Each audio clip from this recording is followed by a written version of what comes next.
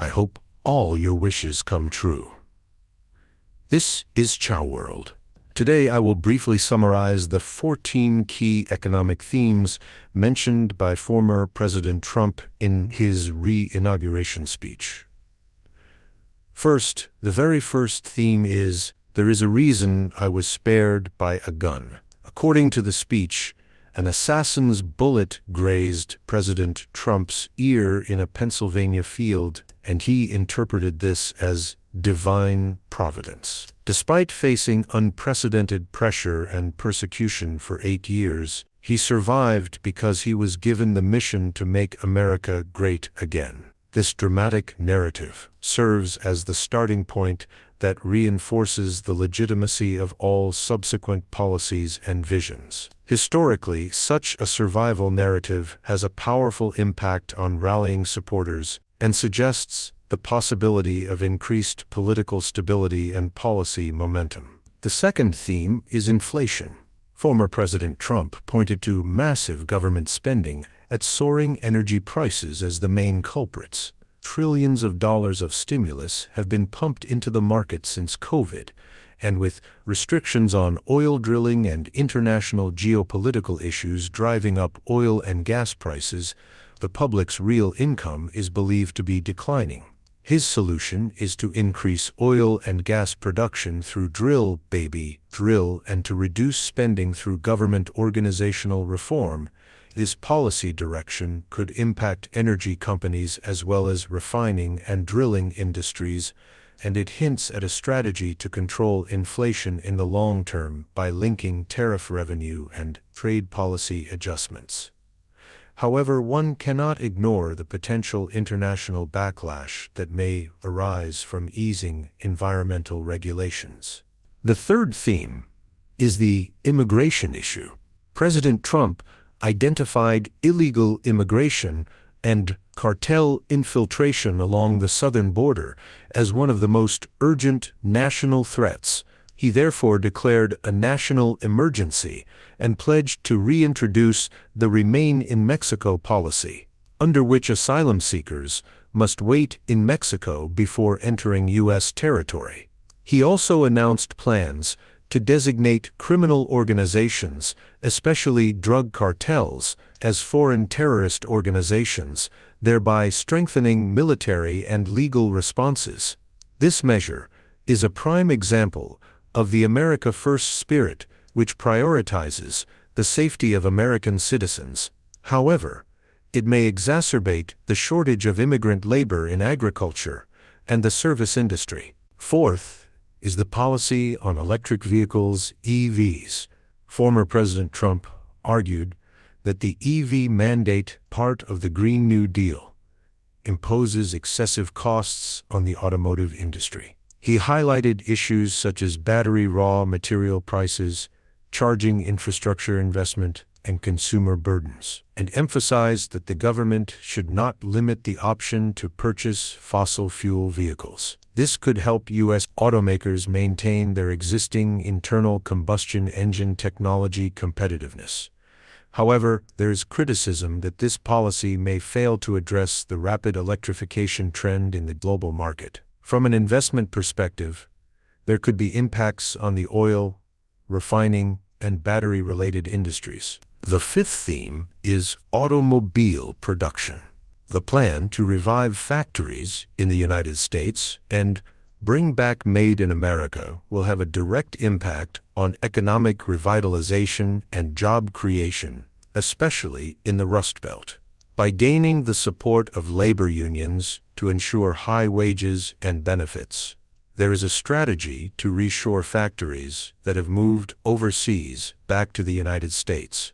Billions of dollars in new facility investments, renovations, and related construction and infrastructure industries stand to benefit. In the long term, the key issue will be how to balance internal combustion engine vehicles and EVs. Sixth is the issue of taxes and tariffs.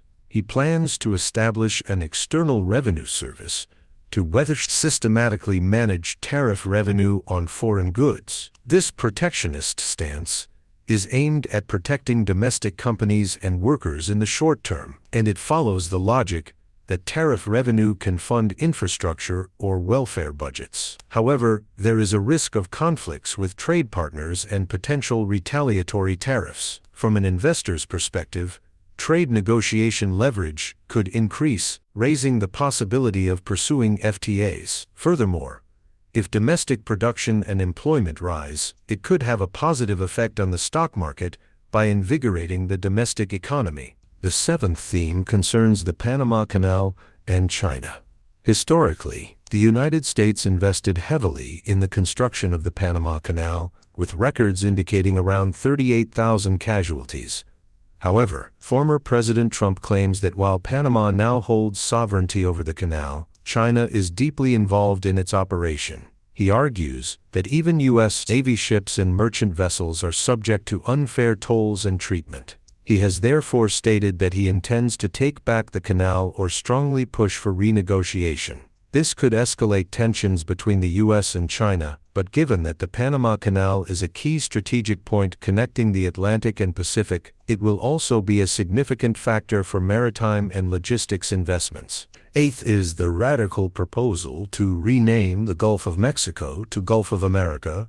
This move appears to symbolically highlight the U.S. dominance over territory and geography, and seems intended to evoke strong patriotism among its supporters. Regardless of feasibility, the political and psychological impact could be significant. If the name change is actually pushed through, protests from the Mexican government and international geography or maritime organizations are expected. As a symbolic Trump-style America first measure, it may help strengthen the domestic support base. The ninth topic is the idea that American astronauts will plant the stars and stripes on Mars. This signifies extending space development as a new stage of the manifest destiny spirit. If the United States leads Mars exploration, NASA and private space companies such as SpaceX and Blue Origin will see astronomical investments and technological innovations. Rocket, spacecraft, rover, and satellite technologies across the entire industry would benefit, and there are forecasts of creating hundreds of thousands of high-quality jobs. Amid the intensified space competition from China and Russia, this demonstrates the U.S. determination to once again secure a preeminent advantage. 10th, regarding energy, oil, gas, and pricing issues. The United States claims it has the most oil and gas in the world and declares its intention to greatly expand fossil fuel development to lower prices. If production costs fall, inflation may ease, and overall industrial costs could be reduced. They also plan to refill the strategic petroleum reserve and export any surplus abroad to improve the trade balance. From an investment perspective, refining, drilling, and pipeline companies may become promising, but increased carbon emissions could conflict with international environmental standards. 11th is the complete abandonment of the Green New Deal. He strongly criticizes radical environmental regulations for stifling the economy and raising living costs. As an alternative, he emphasizes a focus on practical technological innovation, including oil and gas, carbon capture, CCUS, next-generation nuclear power and nuclear fusion. From an investor's perspective, this could affect the renewable energy sector, but within a diversified energy strategy, the possibility of long-term R&D for eco-friendly technology cannot be ruled out. 12th is the construction of a stronger military. He aims to rebuild the most powerful armed forces in America's 20-50-year history, using them more as a deterrent to war, rather than for waging war. For instance, he cites diplomatic successes like the release of hostages in the Middle East, presenting the image of a peace mediator backed by force. Increased military budgets and advanced weapons procurement would expand defense industry investment opportunities and also spur technological development in the aerospace sector. He also mentioned reinstating soldiers dismissed for opposing COVID vaccines to reorganize the size and structure of the military. 13th is the restoration of freedom of the press. This references controversies such as fake news during the Trump administration and issues like social media account suspensions. While freedom of expression is a core value in democracy, there are concerns about the rampant spread of misinformation and extreme statements, so conflicts may arise in the actual process of designing laws and regulations. This could also affect large tech and media companies. Lastly, the 14th topic, toward the greatest 4 years in history. Former President Trump references victories in 7 swing states and a multi-million vote margin in the popular vote, asserting that the next 4 years will be the most glorious period in American history. If large-scale projects in the military, energy, space development, and infrastructure are pursued simultaneously, corresponding massive capital flows could be generated, and economic growth as well as job creation could be accelerated. Of course, there remain challenges such as international backlash and cooperation with Congress, but for Trump supporters, this represents a very appealing blueprint that concludes the 14 key themes of Trump's re-inauguration speech. This has been the latest update. If you subscribe, you can look forward to more valuable news in the future. We will continue to improve. Thank you from Cho World.